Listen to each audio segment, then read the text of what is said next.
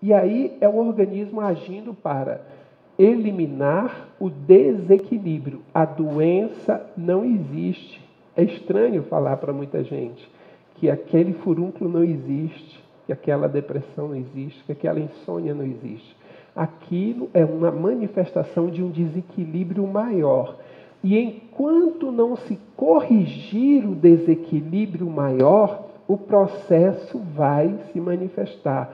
Quando você faz uso da medicina oficial, aquele elemento que está se apresentando, ele é retirado, ele é recolhido. Você tem um problema na pele, você tem um problema no ouvido, você tem uma infecção em alguma parte do organismo, você tem a presença de um vírus, você tem a presença de uma bactéria. Aquela ação alopática, química, ela tira aquele processo de cena.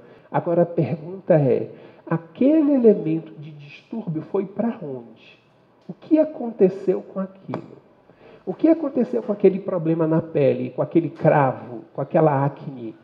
O que aconteceu com aquele furúnculo? O que aconteceu com aquela mancha que tinha na sua pele? Para onde que ela foi? Quando você usa um elemento químico, ele vai tirando da superfície e vai jogando para níveis interiores. A homeopatia faz o contrário, porque ela ativa o sistema de defesa através da energia vital e a energia joga de volta para fora. À medida que você vai passando o tempo, a sua vida, e você vai tendo problemas com infecções de ouvido, infecções de garganta, que você vai tendo problemas de pele, e você vai usando elemento químico, aquilo que se apresenta, pequenos problemas respiratórios, aquilo tudo vai sendo interiorizado. Quando você começa a fazer um processo, um tratamento homeopático, aquilo está sendo jogado para fora, está sendo recolhido de volta e trago à existência. Está, ao mesmo tempo, acontecendo um processo de fortalecimento da energia vital que está trabalhando o equilíbrio do organismo. E aí, aquele elemento que está acontecendo vai ser jogado definitivamente. E aí, efetivamente, você vai estar trabalhando a cura. Vocês já perceberam o rótulo, por exemplo, quando vocês compram um medicamento como dipirona, por exemplo? Comprar um pacote, uma caixinha de dipirona e pegar na farmácia homeopática o seu medicamento. De cara, qual é a grande diferença que a gente destaca? O seu nome. O seu nome. Está o seu nome naquele remédio. Entre tantos milhares de pessoas está o seu nome naquele remédio. Aquele remédio é para você. É para o indivíduo. A homeopatia trata o indivíduo, o único. Tem um exemplo que eu gosto sempre de repetir, que é mais ou menos assim: como que a homeopatia cuida do paciente, como que a alopatia cuida do paciente. Eu gosto de usar o exemplo lá daquele movimento do Conjunto Nacional e da rodoviária em dezembro, dia 22 de dezembro. Aquela muvuca que fica ali naquele local. A alopatia, quando vai cuidar de um paciente, diz assim: por favor, entregue essa caneta para aquela pessoa lá no Conjunto Nacional. Qual pessoa? Qualquer pessoa. Entrega. Como que a homeopatia faz? Ela diz: eu quero que você entregue essa caneta. Aí você começa o diferencial. Qual pessoa? É uma mulher. Ah, é uma mulher. Então você já elimina um monte de coisa. É uma mulher que está de vestido. Opa, já eliminei. Ela tem cabelos curtos. Ótimo. Ela é loira. Ela usa óculos. Ela se chama Maria. Maria José da Silva. Ela mora em tal endereço, tem identidade tal, CPF tal. Ela entrega na pessoa aquela substância que você está usando, ela vai especificamente para cuidar de você. A partir da análise que o profissional fez e da individualização, ele achou você, ele encontrou você. Agora eu pergunto, você consegue imaginar que alguém te encontra em apenas um encontro? em apenas uma hora e meia de conversa, você acha que alguém consegue te encontrar? Eu sei que é uma pergunta indiscreta, mas Sueli, qual a sua idade?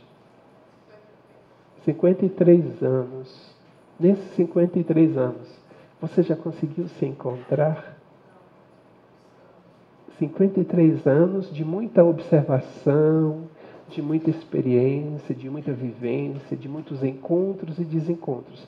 E ela ainda não conseguiu se encontrar. Como que a gente acha que no encontro de uma hora e meia, a gente vai encontrar alguém? É possível. É um processo. A cura não é um ato. A cura não é um instante em que a pessoa se encontra e ela toma alguma coisa, faz uso de um remédio e a cura aconteceu. A cura é um processo. Um longo processo que muitas vezes passa de uma existência. Quando eu consigo entender que há um movimento, que algo leva a algo, que leva a algo, que leva a algo, aí sim eu estou construindo efetivamente a cura. Não é tomar um remédio, uma gota, um glóbulo, uma injeção, passar uma pomada que vai resolver o meu problema.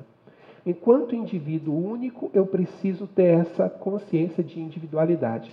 Então a homeopatia vai construir essa individualidade começando pelo básico, pela sua estrutura física, pela sua aparência, pelas suas queixas, pelas suas dores, pelo seu cotidiano, pela sua história, pelo seu contexto, pelos seus sonhos, pelos seus medos, pelos seus devaneios, pelas suas sensações. Isso tudo são pistas que a gente está ali buscando, tentando construir essa individualidade.